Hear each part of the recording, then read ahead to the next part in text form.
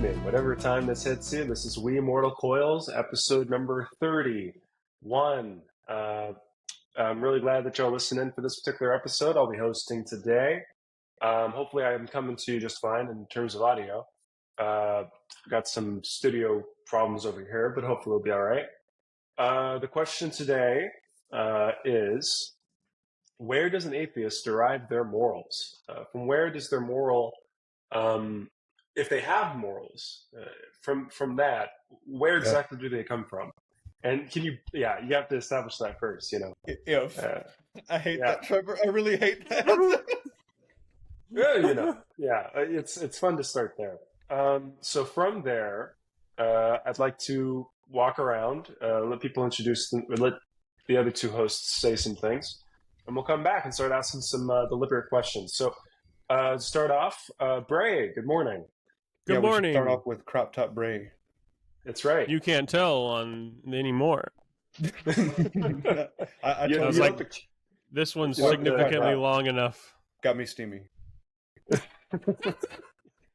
Let the cat out of the bag, though. What shall I start us off with? Start us off with that anecdote you were talking about. So this is completely unrelated anecdote, but I was slightly related, I guess, because I was watching some videos. I wanted to grab a quote from an old Matt Dillahunty video to share, and then I was also watching a little. Yes, it will be. I wanted to get a little bit more, so I was watching some more videos. Well, I ended up on a Ben Shapiro video. Oh no! And I got an ad before the Ben Shapiro video for.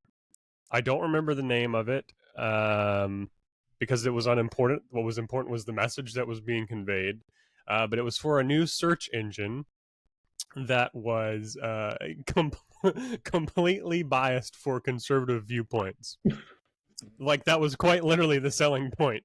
This guy shows up and he goes, basically, this is me paraphrasing, are you tired of using Google and getting search results that end up with climate data and other, scientifically backed arguments? Yeah. He goes, well, then you can start using our new conservative search engine, which takes all of those, I believe the terms he used were elitist and liberal globalist, links, and shoves them down a little bit, and then it's all like Heritage Foundation and like all these different conservative media. What we need is a left echo chamber and a right echo chamber, and for none of them to ever leave the echo chamber. That's what we need, ladies and gentlemen. I mean, it was just sort of like really uncanny valley, like, for me to see that, and I was like, really? This is where, I was like, okay, I get that we have, like, even the conservative, like, Truth Social, like, it was like, oh, social media for conservatives. I was like, okay. And then they had that, what was it? It was like dating platform for conservatives or something that they made. And now we have a search engine for conservatives. It's like we're really building out the conservative Avengers universe for echo chamber. Like Twitter for conservatives. Remember that? Which one? Parler? Yeah. Parler. Yeah. Something like that. Well, here we are. Trevor, I had a quick question for you. Did you ever do ground news? I did, yeah. I have it on my phone right now. How good was it? Is it, actually? I still use it. It's really good. It's not very good with local news. It has a local news section, but if you're into local news stuff that's very immediate in your face, it's not as good. Yeah, but it gives you a very nice breakup of whatever politically is going on. Well, here's my question about ground news. Like, is it usually pretty on the money as far as identifying, like, which one is right, which one's left type of thing? For the most part, here's the issue. It draws a very, very, very large net. I'll pull up any article or any like news topic, and it'll show me, oh, this is a very left-leaning article or a very left-leaning website. And I click on it, and it's from France. And I don't know about you, but I don't know very much about French internal domestic politics. So I don't necessarily know as well as I could something here. And the reason why I bring that up is there's so many international news websites and organizations that you get attached to by using ground news, right, that very often that becomes your problem. So many times I'll click on something, it's from like Slovakia or wherever else, or wherever else, or wherever else. So it's kind of hard to identify exactly what's left and what's right, and what's on the money and what's not. Yeah, quite well, actually. Okay. Yeah, I've been thinking more and more about getting it. If you kind of want to be if you want to turn into a globalist, click on the Google News. Click on that. The only thing that they do when it comes to global politics is if something's from Russia or is like impacted by Russian politics. Well, I mean, like if a news company is controlled by the Russian government, then there's going to be a little picture of Russia affiliated right next to whatever article it is. Yeah. Which makes sense. Yeah. So, Bray, where do atheists get their morals from? So I don't know if I not dive into the quote immediately, unless you'd prefer that I do that, because it's probably the most coherent answer that I have. But I think that okay. So an easy way to say it is that, or the most truthful way to put it at first, is that an atheist gets their morals from a lot of different ways, because we can't drop all people in one bucket, obviously. There's no atheist dogma, there is no atheist holy book, so to speak. So we should write one.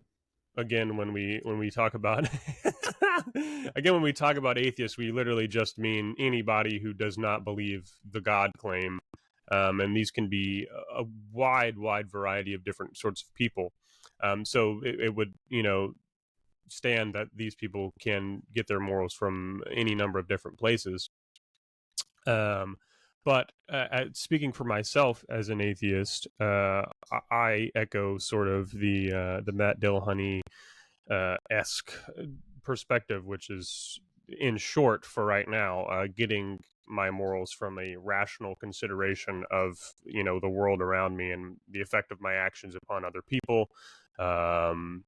In lieu of climate discussion, of my actions, consequences on the environment, so on and so forth.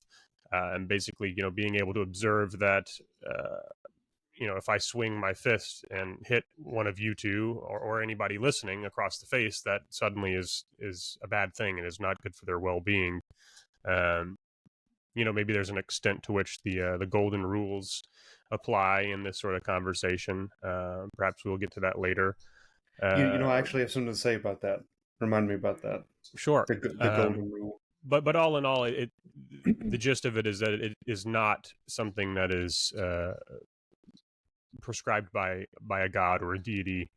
It is something that we work from the ground up and sort of lay a foundation for, and then use that foundation later on to sort of evaluate morality.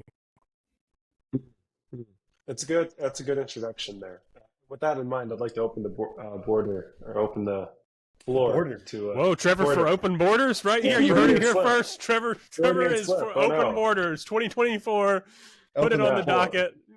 Open the floor, yeah. I'll open the floor, yeah, please. Yeah. So, welcome again, dear listeners, to We Mortal Coils. I would like for you to put your first knee-jerk reactions. From where do atheists derive their morals? The reason why I want you to do that, go ahead and pause it, take a minute if you like. The reason why I want you to do that is, hopefully now that you're coming back, I want to talk. I know Bray is going to have us pretty well solid on these humanist points. I'm sure we'll get into that. I want to talk about something just slightly different. Okay. And that is that if your knee-jerk reaction is that atheists get their morals from nowhere, that's a pretty common answer. You're in the right place. I'm certain we're going to learn together. No one on this panel is completely informed about this. And I'm very interested to see what Trevor's questions are to put to us and so on. But there's an altogether different answer you could provide. And that's the one that I grew up with. Atheists get their morals from Satan, from the devil. You know, atheists get their morals from My patron warlock. yeah. I mean, growing up, I was taught and therefore believed. I was a child, so yes, I believed that non-believers were subhuman. You know, this obsession about belief is one that I'm here to talk about today. You know, as always, full disclosure, I'm an atheist, and that's who you're hearing from today. But I was not always so, and you know, I know we talk about it often, or at least I do, and it's a very vulnerable position sometimes that I'm in. If I'm being quite honest, you know, we're putting this out there on an online platform for all of you to hear, but it's because I know that some of you who are listening need to hear it.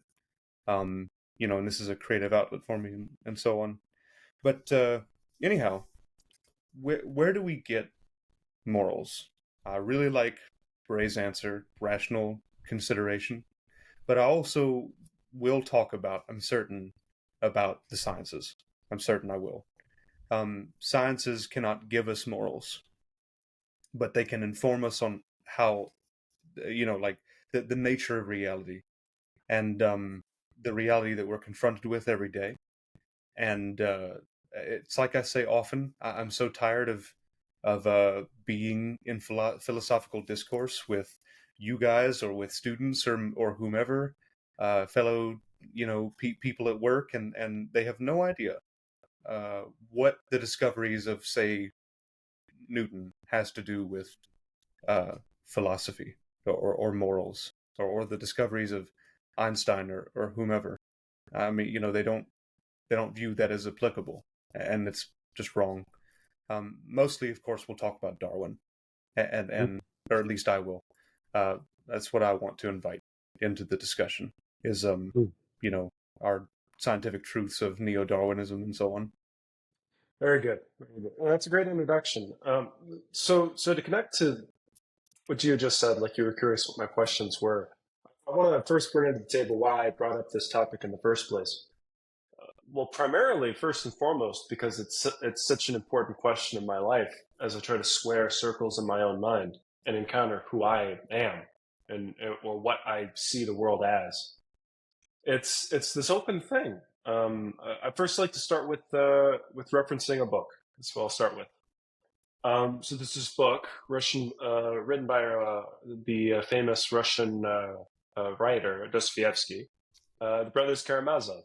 I'm sure I've mentioned it several times before, but I absolutely love this book. It's incredible. And in it, the brothers Karamazov, there is a group of brothers. I won't get into all of them, but there are two that play a very important role connected to this particular topic question. The younger brother, Alyosha, I believe that's how you say his name, is a Christian. Simple, I could say it just starting there. He's a lot of things. He's a very complicated individual. But to start off in this story, to start off in this topic question, he is a Christian. And then he has his older brother, Ivan. And Ivan is what you would consider a very straightforward atheist. He is like a very like atheistic type. And he's interesting, Ivan, because he has this philosophy and these series of videos as an atheist, where he goes. He kind of does what Jordan Peterson does, what Jordan Peterson does in his whole thing, where he's an atheist, but he also believes that without some sort of ism, some sort of tree trunk or ordainer of morals or moral structure, that enforce and conform all individuals that make up a community and the community itself into a narrative or arcing structure, then people will start to do very heinous things. Heinous things will take place if you don't. And so Ivan creates this whole idea of how he is an atheist very thoroughly. He'll tell everybody that he's an atheist. but at the exact same time, he believes that people should be made to believe in a Christian worldview. And they have this discussion, Alyosha and Ivan. And I won't get into discussion yet, but it makes me wonder, because Dostoevsky, he writes these stories, these like arcing narratives, as more or less as his own form of therapy, like a lot of writers do, and try to come and encounter what he is and what he does every day, and he, in that way, you could say that he was encountering his own atheistic aspects of his own personality and his own underlying motives and fears of what he is, and what that has to do with what the future holds for mankind, for humanity. And when you look down the barrel of it, of what Ivan says, what he has is a lot of fear of what he himself represents, a lot of fear of what could come after God is dead. In this particular instance, we're speaking specifically of the 19th, 20th century, like right before a lot of terrible things happened. Just on the cusp. Just on the cusp of all of that happening. And he had a lot of fear. There was a lot of fear in the air in that moment. And basically that's the state of mind I'd like to explore here with these questions, specifically. So before we get started, I want to open up the platform a little bit and directly ask. I'll start with Bray again. What would you say to someone like Ivan if he were in this room? Now, instead of having 3 stuck-up atheists, it's 4 in this podcast, and you could talk to him instead. Exactly what is this fear that, without the overarching narrative of a God and of a holy book that is itself true and valid, without those things, what is this fear that if you were to draw the carpet or like pull the rug out from underneath everything has the potential of falling over? What do you say to someone that has that fear? So yeah, it's a common fear that people have, that especially if you've been raised within a religious structure or a religious moral framework, that suddenly if you were to take that away and morals are no longer ordained by God, but instead are just, as somebody of that persuasion might put it, just a matter of opinion. It's obvious how something like that can seem very daunting, very scary, perhaps. A lot of the conversations about moral relativism end up here, and people make, inevitable references to Germany in the 1940s. But it's about getting through that fear is what's important. Getting through that fear is what is important. As with any worldview, to be presented with the opposing framework or the opposing idea, if you were far right and somebody was like, here's the far left, obviously there's going to be something about that seems unappealing. But this is an entirely different level, because we're talking about, the supernatural. This is the most important thing to do with the entire world. This is why religion is so fragile, because it deals with the most important thing in someone's life, the most important metaphysical truth of all time. And so whenever you start to poke at something like that, it gets scary. And that's how you end up, I think, with these people, especially like Jordan Peterson or Ivan in this story, is that they might say, not that Jordan Peterson is, I don't even remember what Jordan Peterson is. I mean, he's not an atheist. He's complicated. We can get into that discussion as well. Yeah, but to be very short about it, I'll tell you, to be exactly very short, he's fallen off the wagon. He goes off the wagon in this regard. In so many words, he is Ivan. And we'll leave it at there for now. But that's essentially what he is. That is essentially what he is. But yeah, and so I guess to try to wrap that string of thoughts up, to address the fear of, like, what do we do once we've pulled back this, our tablecloth, or however you put it, of morality here. it's the understanding that somebody has to have of it, what I would call, reflecting yet another Matt Dillahunty exceptional video, but just title as a whole is the superiority of secular morality, and that you can find much more comfort in the foundation of secular morality as opposed to this sort of religious framework. And there's a great example that I would provide maybe a little bit later, also from a Matt Dillahunty video.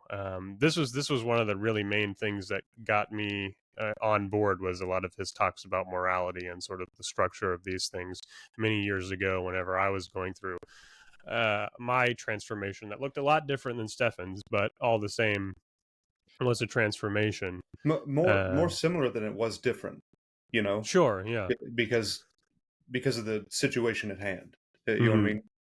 Yeah, and just as an aside here, I believe Dostoevsky was he Orthodox, or I can't quite remember. I got a copy of the Brothers Karamazov like a week ago or something, and I've only read excerpts to do with courses that we took in philosophy. I haven't read the entire thing front to back, but I have minor spoilers here and there, and etc. So I can't quite remember. I can't quite place it either, though I do believe he was Orthodox. I'll double check for you. I know he wasn't an atheist, which is sort of the reason that the Brothers Karamazov ends up the way it is, or the overarching narrative of the story is the way it is. But anyways, Stefan, you have something to say maybe on the whole fear thing? Yeah, for sure. So here's what I take immediately from that story. Okay. Ivan, were he to be here, first off, he would be a character in a story, and that necessitates that he would be hyperbolic in some way, larger than life. Okay. So his struggle would be larger than life. He would have this larger than life struggle of being atheist and so on.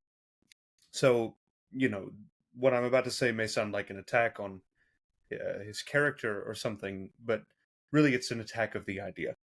I just want to make that clear.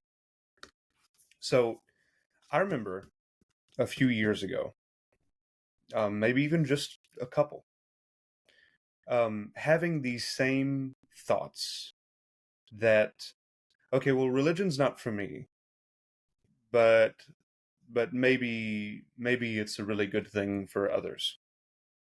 Okay. And so what I eventually had to realize, dear listener, what I eventually had to go into my bathroom and look in the mirror about is, looking at myself and saying, you disgusting human being, you disgusting ape. How very dare you say such a thing? In other words, rules for thee and not for me. That's what you're doing. I had to look at myself in the mirror and say, you cannot any longer say such a thing.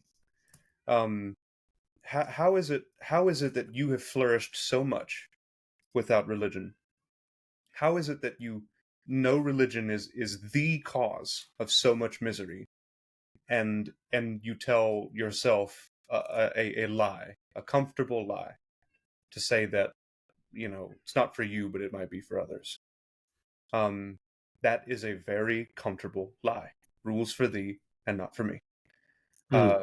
It reeked in my own mind as me looking down on other people, and I would no longer tolerate it. I had to seriously go and have a conversation with myself about this. Like, Steph, you cannot have this thought in your mind. It will grow.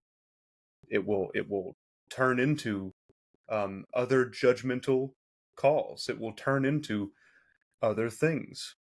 This lie. And yeah, go ahead. That's a great inner observation.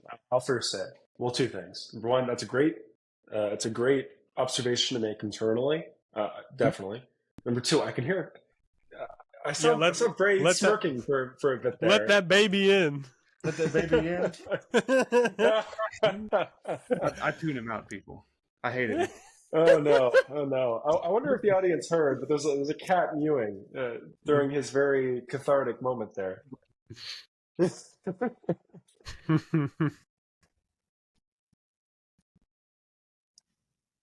Yeah, bring me. Let him do his thing.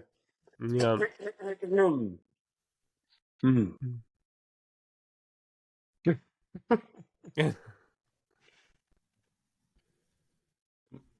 I wonder if we lost him. People. Yeah, did it freeze? Is that what's going on? If it seems like it Oh, might be there frozen. he Oh, there he is. is. All There right, we now go. it's Okay. back. People, I hope this makes it to the episode. He look, he doesn't want in my room. Okay? Oh, he just wants the door open. He doesn't want out of my room. He wants that door open. Full stop. This is typical. This is yes, typical I mean, cat behavior. Typical bully behavior, you know? But, Yeah. Oh no. Mm-hmm. Well, I know somebody who's on the open borders side. And there he goes. He's gonna sit in my window and act like he didn't disrupt a whole thing. It's fine. But no, seriously. Back to the point at hand. Yeah, back to Right. it. So your point is well taken. Specifically, the point that it's a sign of a deep inner narcissism if you were to follow that rabbit hole down where it goes. But just to bulwark Ivan a little bit further here, because I think, well, your point has merit. I do think there is an underlying premise to his point that also has merit in the face of yours. So one of the key concerns that Ivan has, and a lot of people do, I mean, this connects back to Ayaan Hirsi Ali, which she does. In fact, in truth to be told, this is kind of a rehash episode from what we've already done earlier. But what they do is they believe, like, whether or not like they see the truth as it is or anything like that, that if all of human society were to let go of the grand narrative, then what would happen? People would start killing each other. Everything would be permitted. There's this concern, this like very serious concern. So this is something I could comment on real quick, and that's something I'd really like to do, maybe even like a writing project on later, and it's sort of related. And it's the idea that without religion or without some sort of deity framework, that human beings just fall apart. It's one of the central themes of existential literature, which is exactly what the Brothers Karamazov is a piece of existential literature from the mid 20th century. And God and religion for people provides a sense of meaning, a sense of belonging, most importantly, perhaps a sense of life after death, because our number one fear is death, whether you believe that or not, or believe that you don't care. It is innate. It is hardwired in us. We are animals. We do not want to die. We want to live as long as possible and procreate, et cetera, et cetera. And so taking that away from somebody is a frightening idea, because then they have to come to terms with the absurd, the fact that there is no inherent meaning in the universe. And so this drives people to say things like this, like, well, we've got to have something that people can lean on. We've got to have some sort of, narrative or whatever that people can believe in. Maybe like these Jordan Peterson types or Ali types that are like, well, even if none of this stuff is true, it has value because it gives people a sense of meaning and purpose. And it's like, if that's all it was, like I can get a sense of meaning and purpose out of reading Lord of the Rings or The Hobbit or any number of great works of literature. That doesn't mean, number one, that I have to... There's far more merit in Lord of the Rings than the Bible. Sure. It's far more narratively compelling, I'll say that. Yeah, no, Trevor, as one who has read both of those books many times, right? And as one who loves both of those books a lot. I mean, when I say that, I can tell you that John is my favorite book in the whole Bible. I can tell you that Revelation is probably my least. I can tell you my favorite Bible story is the Bible of Elijah. Or excuse me, the story of Elijah. One of them advocates for things like slavery. Mm-hmm. One of them advocates for women empowerment. One of them is about an Iron Age child deity that seeks to ruin a lot of people's lives, and the other one is about Sauron. You know what I mean? Well, here's the thing. And Yes. I would say Yes. that the deity and Sauron have a great deal in common. Here, it's a interesting point. But what I want to say is when I bring up like the I don't know about comparing the Bible to Lord of the Rings, I do think we look at it like a moral framework from which to encounter the world. I wouldn't say that the Bible is this all magnificent thing. What makes it such an impactful and important book, though, is the fact that it is a reverberation of what is the human experience through the entire period at which humans were capable of writing and remembering and creating these stories. What it is a way to encounter and understand essentially human civilization. You can actually, it's quite important in that regard. Understanding ourselves is these works of holy things that are derived according to a holy or religious means. It helps us encounter what it means to be human, and that includes the bad parts. And that's one of the reasons why I find the Bible so interesting, because it's one of those things where you do have to understand. You do have to understand that you have very, very, very dark qualities to yourself by your nature as a human being, things that you wouldn't comfortably take out of the trench coat of your own mind. Things that when you're on a run, you're like, I better not share that thought with anybody when I get home. You know, you are a very complicated individual. And what the Bible is a way to encounter what those things are, in a way to encounter But and understand what they are. Now, what we can talk about Lord of the Rings if you well, want. just real quick. I want to address this very quickly. So, why do you think the ring in Lord of the Rings wasn't a weapon? It was this useless object. It was this thing that tempted you. It was your darker psyche. What I mean to say is, let's get our quota up again. Philosophy replaces religion.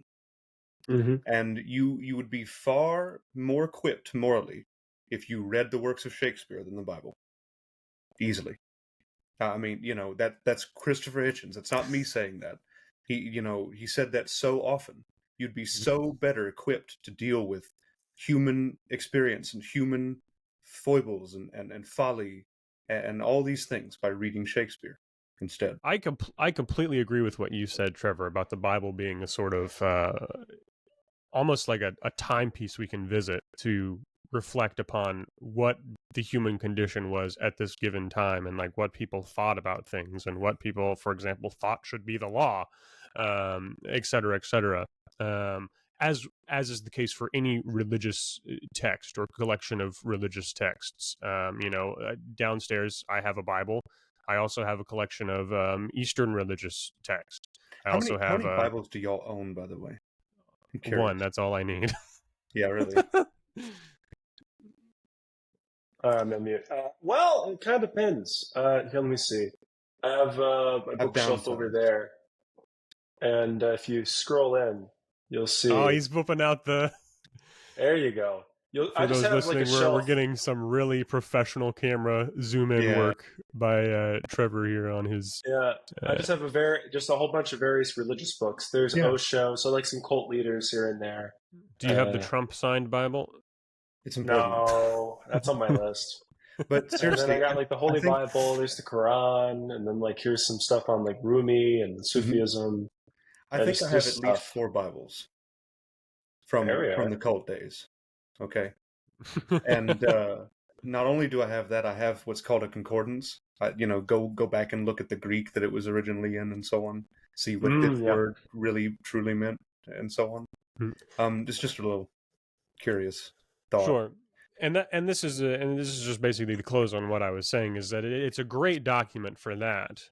But the problem is that people take it seriously to the point where they seek to derive morals from these books, which standing outside of the box of people who do that is a whimsical idea to me, to say that, to wake up one day, and this is not remotely what happens, but it's a process. More or less what has happened is, to stand one day and look at a book that's 2,000 years old, to know that, like,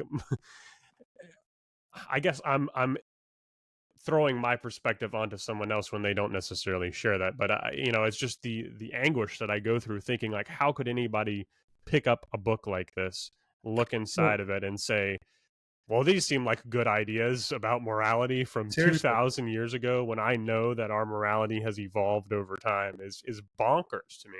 Well, that's the chief concern, I think. Well, real quick. I want to turn that on its head just a little bit. Okay. Bray is saying, and I don't know, I can't articulate it right just this second, but Bray is saying he's blanketing his perspective onto others, whereas he really shouldn't do that. That's fair. That's even fine. That's even preferable, right?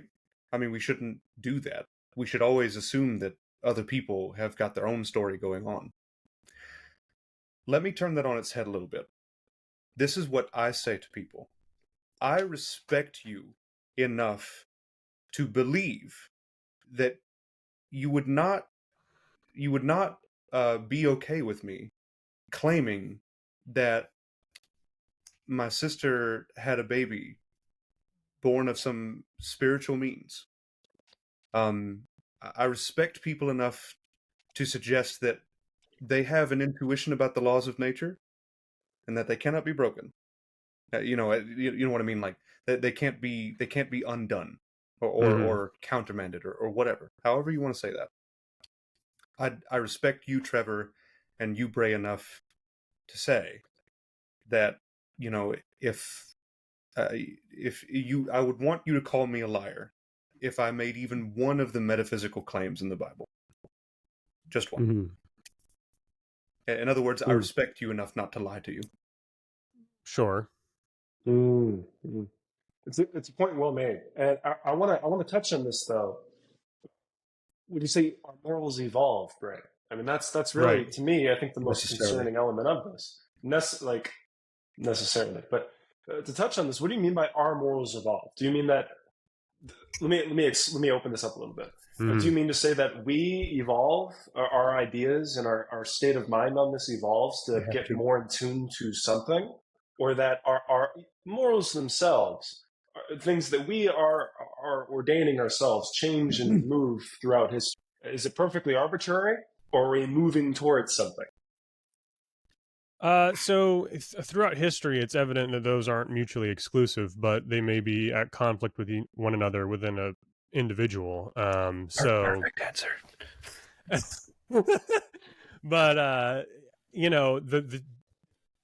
one particularly great example that you can use, it sort of personifies that entire question that you just asked, which is sort of.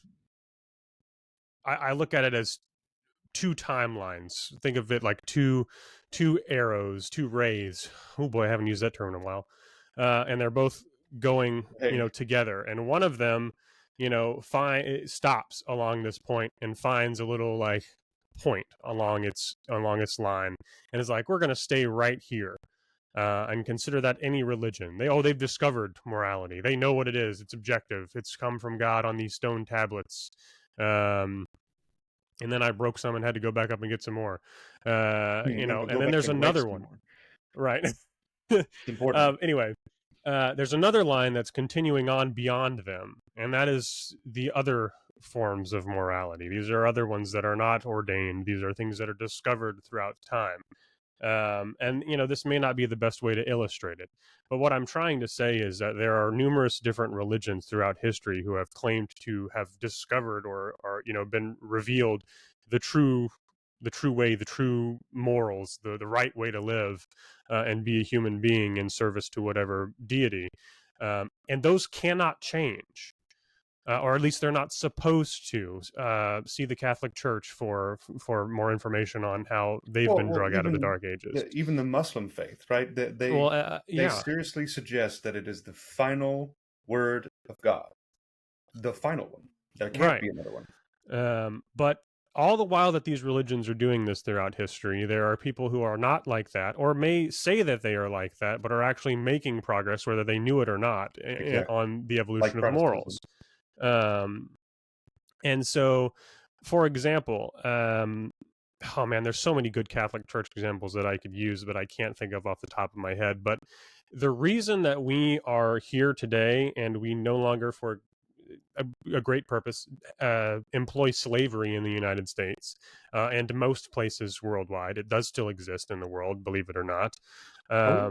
We no longer have slavery. We no longer, execute people in the same fashion that we used to. We do still provide capital punishment in the United States, even, but we aren't, lopping off heads in the street or hanging people in the street anymore. Although you'd be surprised to see how recent the last lynching was in the United States. All of these and many more examples. These are just a few gruesome things I could think of. All of these things were made by the progress of morals that people decided upon collectively in opposition to some other one. Like, we decided, hey, and even just to close this out, to allow you, Trevor, to jump in here, this is an example I use all the time. Some of these were not chosen by us in the way that I just described. Some of them were selected, perhaps, by evolution. And what I mean to say by that is that, perhaps there were some species of human, or what I'm trying to say, some species of hominid in the past that thought that it was acceptable to eat each other for nourishment or whatever. They are no longer here because it was not good to eat other people. And so those people... Trevor, I'll leave it up to you if you want me to talk about the science there, or if you want to make your point. You just let me know. I do want to say one thing. So to go So Bray, what you've opened up here is really interesting. I asked the question of where exactly are we? What are we doing in terms of morals when we say progressing? Are we progressing towards a registered point in space that we're moving towards over time, or is it that what you call morals is this thing that moves and changes each and every period of time? So that, and you came in and you showed something. You went in and showed, well, what's happening is morals are changing, and every attempt to create or register a point for all of humanity, a registered narrative, is simply just a freeze, and then everything moves beyond it, no matter what you do. The morals keep changing, even though we try to create registered points. Just like circa what happened during the establishment of Islam, how you can create this entire moral structure in Islam, which if you ever go on like YouTube or anything like that, and you watch like online debates between Muslims and atheists and Christians, usually Muslims and Christians, they're the ones that argue most often. Whenever you see these arguments, Muslims very commonly say, like, well, we did wonders in terms of morality when it comes to what happened in the Middle East, like what it was compared to what it became. Wonderful. And what's strange is, I'll tell you right now, is they're completely right. It was a huge improvement. It was huge improvement upon that part of the world. They established divorce law in places like Spain, which never had that before. They established a jurisprudence that would eventually become quite literally European divorce law, as we now understand it.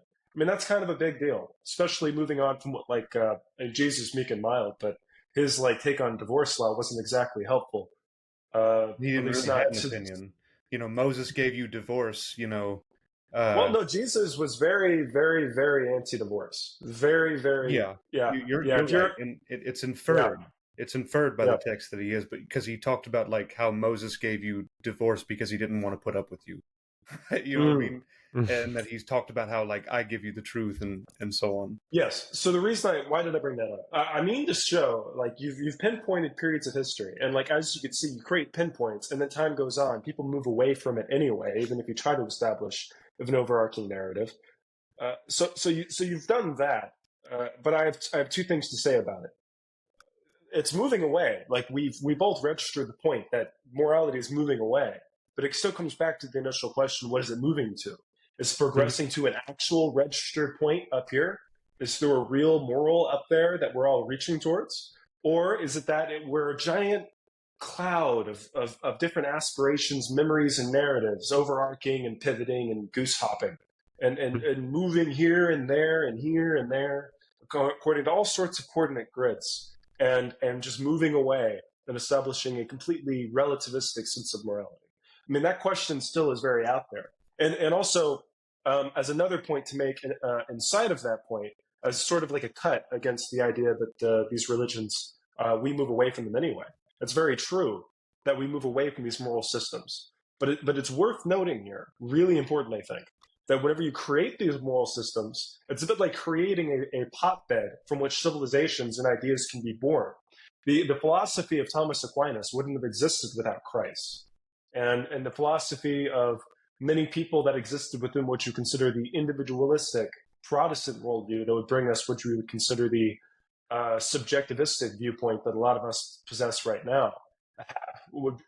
Basically, what I'm saying is a lot of these ideas well from the soil of moral structures that are created at a time. We eventually grow beyond them, but you have to first make them in order to grow beyond them. In order to create the powerful Islamic and also otherwise Persian civilizations, you need some sort of narrative from which the civilization to be born. It'll eventually collapse on itself, but you still need it in order to get to that point. And in that way, Islam serves a very important purpose, such as keeping philosophy alive for over 1,000 years during the Dark Ages. I don't so those agree. 2 points. I can't. I mean, go on. Go on, please. What's your assertion? So look. I want to talk about. Dear listener, I want to talk about some things, and I want you to know that I'm going to make a few leaps here that I shouldn't. Okay, in other words, for the sake of time, I'm going to make them. All right, but we might get more into them. If we consider if we consider this like a game, all right, this is the way that I like to think about it and the way I like to talk to others about it. In the kind of game of human affairs, right? These cultures are strategies for what? For human development. Okay, so as it turns out, having the thought that a deity rules your life, having the thought that you live for a deity, that's not a good idea, and it does not lead to morals. It leads to a lot of other stuff. And to steal on Bray's thunder a little bit here, we need to talk about something called secular humanism, and how secular humanism is a strategy. Once again, it's just another strategy, but it has this meta aspect to it, where it's like we're going to collect what works for human behavior and use it. In other words, without evidence of it working, we don't really accept it, right? For example, psychology and therapy, for example, those are winning strategies. Those do work. We should probably do things in that way. As an example, I went to a professional development course on social emotional learning. Very much worth my time. I was very happy that I went there, even though I might not be a teacher for very much longer. But for my own sake, it was good to go. I wanted to bring this up at some point, and here we are. The woman who was running that meeting made a very cool claim. She goes, "What's the golden rule?" And then, of course, they say, "Do unto others as you would have them do unto you." It's very biblical, because we're all Bible Belt people. And she's not Bible Belt. She came in here and she was talking to us from out of state and so on. She works for my district, but anyway, long story short, she goes, "I don't like the golden rule. I want to be treated how I want to be treated." and not how you think I want to be treated. I want to be treated the way I want to be treated. And that resonated with me a lot. I mean, a whole bunch. That's just kind of like an anecdote to show you that this. And by the way, for those of you who don't know, the golden rule does not come from Christianity or Judaism. It comes from, I think, Zoroastrianism. I think, Trevor, wouldn't you know more about that than I would? Zoroastrianism, it does come from there, but it also comes from Lao Tzu. It also comes from, essentially, you'll find it anywhere where humans work in a collective, which is necessarily humans. Exactly. Yes. So this is what I want to get to, right? I want to reference Richard Dawkins, of course. In other words, I just want you to understand I'm not pulling this out my ass, okay? That we, as an organism, have evolved to say, okay, this is our strategy. We are social creatures. We are an aggregate species. In other words, we fulfill a niche. We fulfill a niche, whatever you want to call that. That is that requires the advantage of being social. Okay, so we try all these different strategies. We try all these different ways of living, so to speak, ways of playing this game. What is the game? Acquiring resources, using them for our development to survive and spread our genes. Okay? We are gene machines. You have to understand, it's not about the survival of the species. It's not about the survival of the individual organism even. We do die. I mean, it would be you'd think it would be very advantageous for us to live forever. That's not true, because it's not about us. It's about the genes, genome. Okay, so other animals have different strategies play in this game. Some animals, any zoologist can talk about this, but some animals don't behave well with each other, or at least what we would consider behaving well with each other, but it works for them. Our fellow creatures have these different strategies. For example, the ant and the honeybee are just about as egalitarian as it can get, right? They all have these chemical signatures that denote their jobs and so on, and they all faithfully replicate these jobs. And they can change jobs. They can, do this, that, and the other. That's their strategy for spreading the genome, for continuing the genome, for continuing evolution. Okay, so if we considered the set of all possible ways that the genome could express itself on the Earth, let's say it was this big. The genetic space would be this big. Well, you would find humans in a region that was this big, right? We express ourselves across this domain of genes. Some of us are white, some of us are black, some of us have different hair, styles, so on and on it goes. Okay, so you get my point. We have different expressions of the genome. On that place, we have been endowed with this mind, with this consciousness. So the subset of strategies that we explore and use have to fit in this region. Okay? So it does not advantage us to let go of morals entirely.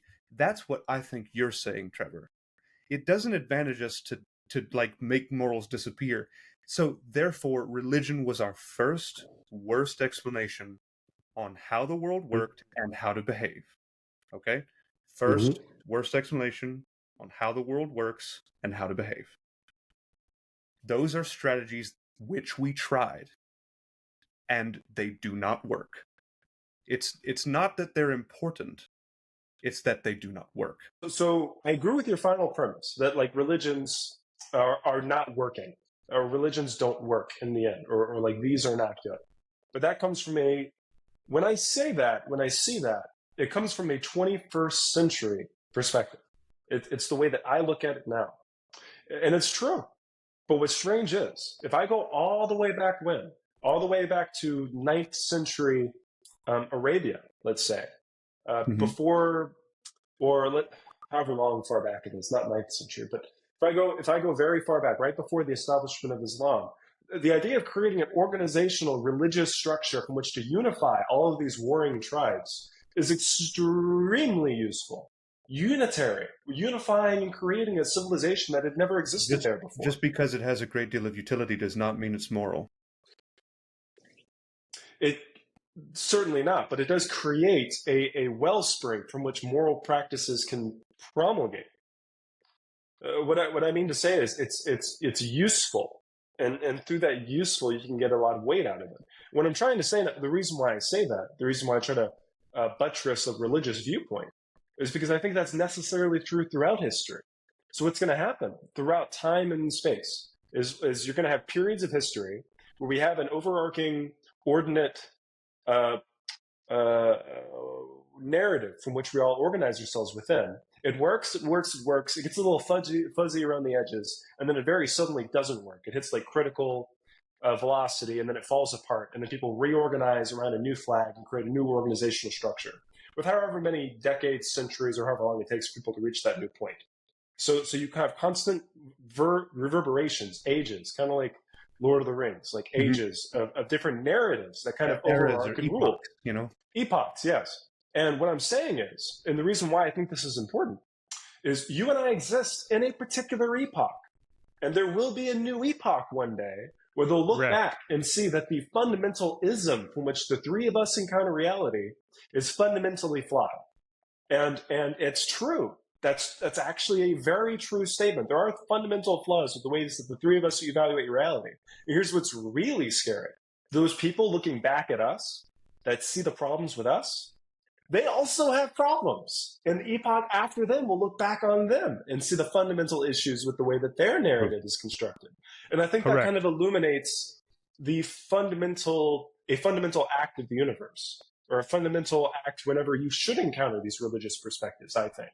That fundamentally, life is full of these little flaws, and you will never be able to fully organize and create an organizational, conceptual structure in which to encounter the universe. You fundamentally can't do it. There's always going to be gaps, just like how the more we put into science, the more research we do in physics, the more we know how little we know. Let me rephrase. However far we expand our knowledge, we realize how massive the library will have to be to contain this knowledge. We realize how much there's out there. And fundamentally, the narratives from which we organize all of this stuff, I think there's a fundamental, also that is fundamentally of this nature. And it's constantly going to change. Now to bring this all the way back, I think, yes, please. I think that every epoch, as we've called it, first off, just like the word gene or species, epoch and era mean nothing. We are in a continuous flow of matter, energy, and information. All right? And so we're concentrated a whole bunch on the information part of that equation. I mean, we can all agree on that. We're relying on information that came from others before us who are now dead. And we cannot guess at the information that they will have later. Right? But let's just say, right, because that's what they're for. These words like gene, species, era, and epoch, we know they mean nothing. But if we use them as organizational tools, then they have some use. And so what I would say is this. If this is the epoch I live in, then I celebrate my position in it in trying to get people to understand that an Iron Age deity is not there to help them. In other words, just because this is true, just because everything you have said is true, Trevor, does not mean that I don't have a moral responsibility to help people who want to be helped, of course. Anyone who knows me knows for it. Like my own mother, she's going through this transformation that me and Bray are talking about. And she's a little bit behind me because she was raised so much more in a cult than I was. And she comes to me for advice and things, and blah, blah, blah. But my point is that, like I say, I view it as my moral responsibility to help those who want this help. But I'm not about to force this on anybody. Nobody. So all of this comes back, Bray. I have a question for you on this that ties exactly what Stefan had just said and all the way back to before. So it's our moral responsibility to help these people. So take it over. It's not an obligation. It is your moral. No. I was just pointing out that there's a difference between responsibility and obligation. Oh, sure. So it's your responsibility in this sense, according to the way you your kind of reality. It is your responsibility to help people in that situation. So in that worldview, like if I were to try to put a bubble around it, Bray, this is the question for you: is it that the sense of moral is itself part of the epoch? It's part of the epoch, the piece that it's in. This need to do this thing, or also is it part of something we're moving towards? I'm bringing this all the way back to my initial question of are we progressing towards in a registered point morality that we're all progressively moving moral objectivity, or is that each epoch, as we speak of evolution, is simply whatever is riveted and fitted into that epoch, and things change. And if you try to tie a line between eras and try to say that we're like that there is such a thing as morality, it's dependent upon and prefaced within that particular epoch, and it really is truly relativistic. So which of those two things is it? So first things first, I can't possibly speak on behalf of all humanity. I'll speak for myself. But second, I'll say again, I don't think that these things are mutually exclusive. And here's why. I think Stefan's point about, I really loved the use of the word strategies before. I think that example, or that illustration rather, best describes the sort of question that you're asking, or perhaps best answers it. And that we are all constantly moving along the string of time, trying to live better lives, trying to do, I guess, whatever anybody is trying to do while they are alive. Maybe be a good person, live a good life. And these epochs, as we are describing them, these time periods of which we have some sort of formal, maybe even legislation or ideas of morality, are no more than, like Stefan was saying, these attempts, these strategies, these here's our next go at it, here's our next draft of how we think we should be given the current circumstances. However, while some of those people may be like Stefan and I, and perhaps even you, Trevor, as well, this sort of secular humanist idea, and want to docket certain modes of behavior, there are those who believe that older epochs that have existed for much longer are still, in the current time, the better representation of how to behave and how to live. And it is to those people that I say, you are wrong, because the only thing that is for sure in this life is change. Things will change, and by necessity, we have to change with it, or we will die. Again, natural selection. The people who did not improve upon, people who did not adapt, rather, I should say, are no longer here anymore. And I'm not saying this to tout some sort of moral relativism or say that, if, we should just be willy-nilly do whatever. I'm saying that we must continue to take on this new information, as you guys were talking about. The more information that we have, the better we can reflect upon our own behavior and our own being and make better decisions. That is what is critical about the superiority of secular morality, is that we can go back and revise something if we discover it to be wrong. If the data begins to shift. It is not the final word of God. Right. It is not the final word of anyone. You think of it, it is a living document of behavior and of being. And it is in contrast to these religious frameworks, whereas, it is ordained once and that is it forever. And it's like, well, that's not how we exist. That's not how our world works. If we were stuck in this one epoch forever, perhaps, but even then, it was not moral. Go ahead. So the one thing I would say to that is, like the utility you say of, or like the use, the strength of secular morality is you can look back and revise things and go, well, that was, and this is what's important to me when I hear you say it. Well, that was wrong. Like that was wrong. Let's edit it. Let's make changes. But by which ordinate grid, by which pole are you measuring the degree of wrongness or rightness from? Like, how do you make those decisions? Is it based on an intuition, an experience, of just a feeling, a vibe? Exactly where are you intuiting the degree of rightness or wrongness from? Because it's not riveted to anything. It's not bolted to the ground, Trevor.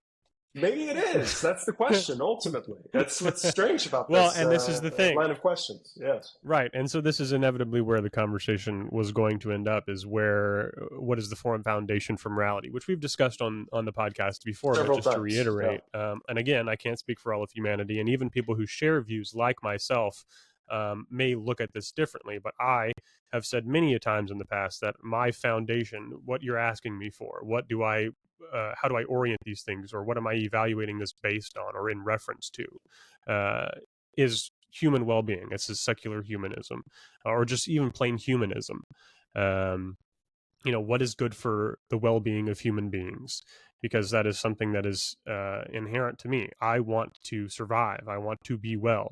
This is where a great place for me to bring in that Matt Dillahunty stuff I was talking about before. He would say that we start with these basic foundations that we feel are like you said, we may even feel this way, that here's a few examples. Life is preferable to death. Pleasure is generally preferable to pain. Health is generally preferable to sickness. These are all, while at no point absolutes. There may be a case in which death is preferable to life, but in general, we can start with these basic foundational pieces and then build upon that. And by the way, Bray, to point out what Trevor's trying to say to you and our listener, especially the listener, that sounds an awful lot like "thou shalt not kill," "thou shalt not murder," rather, and it sounds an awful lot like the other statements of the Decalogue and so on. It's just that and this is kind of what I wanted to close with, but I'll go ahead and say it now. I'm certain that we're all three on the same page at the end of the day. I'm not worried about your personal belief. I'm worried about what you do. You know what I mean? Mm-hmm. I'm worried about how you behave. Mm-hmm. But go on. And so yeah, and any number of people are going to have varying different ideas about what their foundation of morality is. Religious people may say that it is whatever is ordained by God. And other people may say, well, it's empathy for me, or it's virtue, or some other number of things. But it's where we all collectively come together and agree that we decide what is law and what should be, or at least what we can all agree enough to put on paper that should be. Yes. And that is what ends up creating these epochs. So I think what scares a lot of people when we have this discussion. So what you just opened up there is law, and that can be quite agreed on. And I personally feel quite safe when it comes to laws in the United States. In the way, we have a very profound, it could always be better, but there's a very profound judicial system in the United States. There's a very profound government process that takes place. If not profound, expansive. Certainly. Yeah. Bureaucratic in a sense. But nevertheless, it's quite structured, and I feel a sense I can rely on it. A bit like how I can rely on that there is a wall behind my arm. If I were to, I can't see it, but if I were to reach back, I can feel it. I have a certain amount of like almost you could say faith that not faith, but reasonable expectations. Reasonable expectations based on evidence. Yeah, yes. I have a reasonable expectation that if anything happens that is illegal that I do or is committed to me, that there is a if then therefore statement that will take place around me in the governmental process. They'll take care of it. I trust in that. Sure. What I speak of on the whole point to this discussion is when you get to an individual basis. And I think that's where the concern really wells from. Because there are, in fact, individuals out there who encounter reality and choose to live according to different notions. Notions that could actually be quite dangerous and counter-antithetical to what you have just said. And I think that's what concerns people. It's a need to control people in a sense. I mean, that's one concern that I have about the current argument I'm giving. But part of the concern of this argument that I'm making to you right now about the whole religion and enforcing it and that sort of thing, or trying to create a narrative, is this idea that there will in fact be residual individuals within the worldview that you have that will have very malignant, dark thoughts, absolutely nothing pressing against them, just like Dostoevsky wrote. If God doesn't exist, then everything is permitted. That there will in fact be those people that will go out and with absolutely nothing pressing against them in terms of of their own lives, the way that they encounter reality, will then go out and do what I would consider to be exactly I the would most disagree. heinous thing you could possibly imagine. I would disagree a little. Exactly, Okay. exactly. With that, what aspect of it, though? Yes, please. Let me explain. So, first off, I wanted to say this kind of from the beginning. I became more moral, more ethical by getting rid of uh, the idea of the deity. Okay. As a quick aside, I think it's actually kind of funny. My language is still very biblical. Like I will quote the Bible. You know what I mean? And I've accepted as part of like my culture or whatever, and that's okay. Like there's nothing wrong with it. Like I don't know, something heinous will happen, or something. It's not your fault. It is literature. Yeah. It is literature with a lot of great excerpts. However, in your unfortunate case, most of the globe takes it seriously. Yeah. You cannot quote it in the same way as you could Lord of the Rings, because then you'll have people walking, you imagine if somebody came up and they were like, yeah, I remember the battle of, Barad-dûr or what, or what, what a terrible tragedy that was. And they're completely earnest in saying that. Yeah, exactly. So my point is like on this podcast, I believe I have said Jesus wept. I mean, like, you know what I mean? Like so something heinous will happen, and so on and on. And Yeah, you I'll were go quoting. through my day. Yeah, I'll go you through were my day, quoting. and my students will hear me say it and everything. I go, God have mercy. You know what I mean? And Yeah. it's just part of the language. Mhm. But okay, to kind of reel it back in, right? So I could not.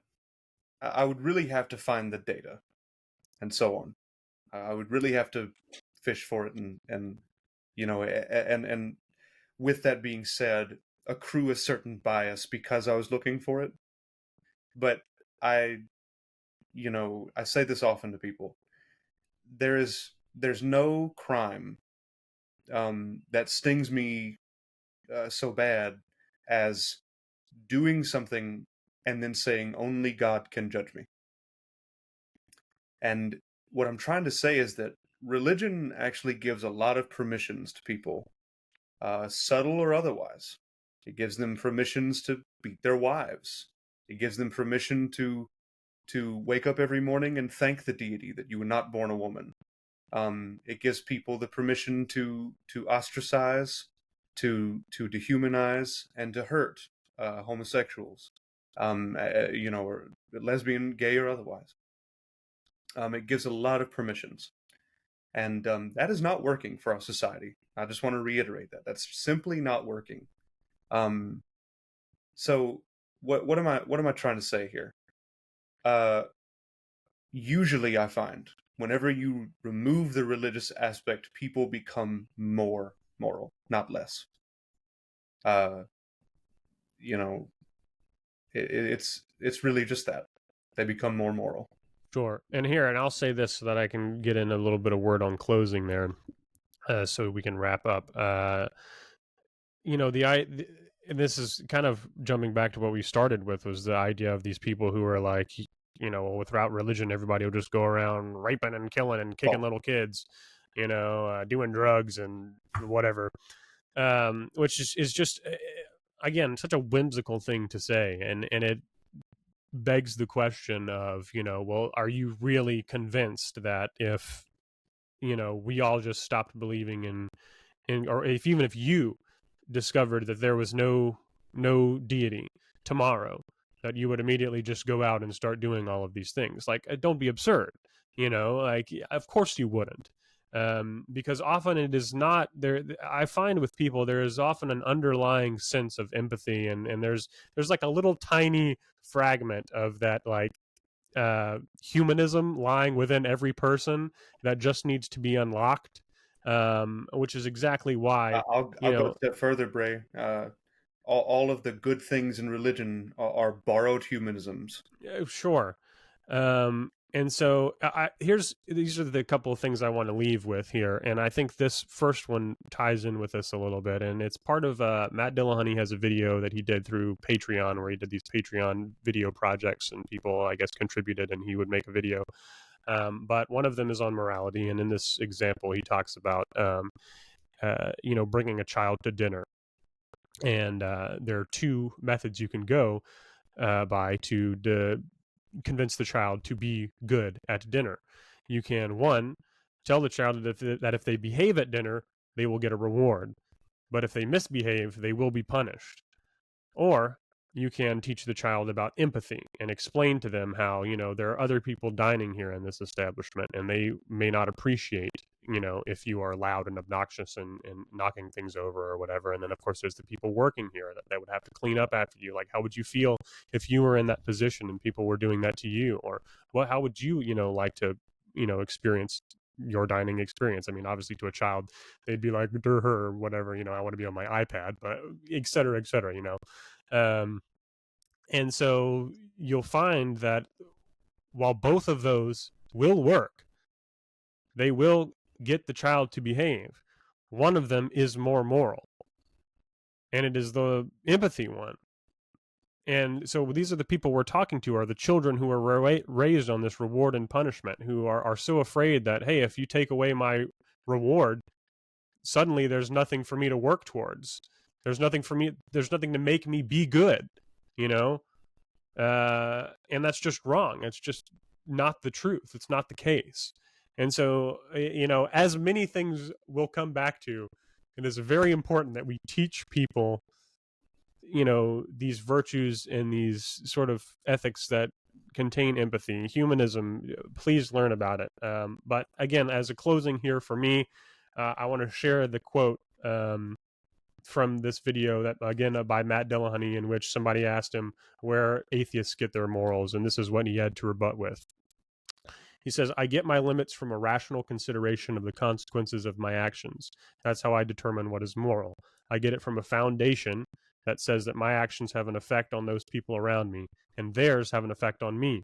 And if we're going to live cooperatively and share space and resources, we have to recognize that impact. And my freedom to swing my arm ends at their nose, and that I have no right to impose my will over somebody else's will in that type of scenario. That's where I get them from. I get them from an understanding of reality, not from an appeal to authority or an assertion of authority. So with that, I will leave us with, an answer perhaps to one answer of many of where atheists get their morals. So. Well done. Well said. And I think that was a pretty good outro if you want to cut it at that. And with Stefan, I'd love to hear what you have to say. Oh, no, we shall. I'm not about to top Matt. You know what I mean? I would only say this. That we've talked about this before. It is my, in my opinion, qualified opinion, that religion does not take care of people. It doesn't, and only you can do that. It's like what Madeleine O'Hare said. Atheists know that we should not build a church, we should build a clinic. We should not build a reliquary, we should build a library where things are public, free, and so on. Very good. Very good. Might be that's a terrific end, actually. Very good. Well, this has been We Mortal Coils. We'll tie it off there for episode 31. Looking forward to the next one. Undecided, but it's going to be something interesting. We'll leave it at that. Very cool. Well, signing off, y'all.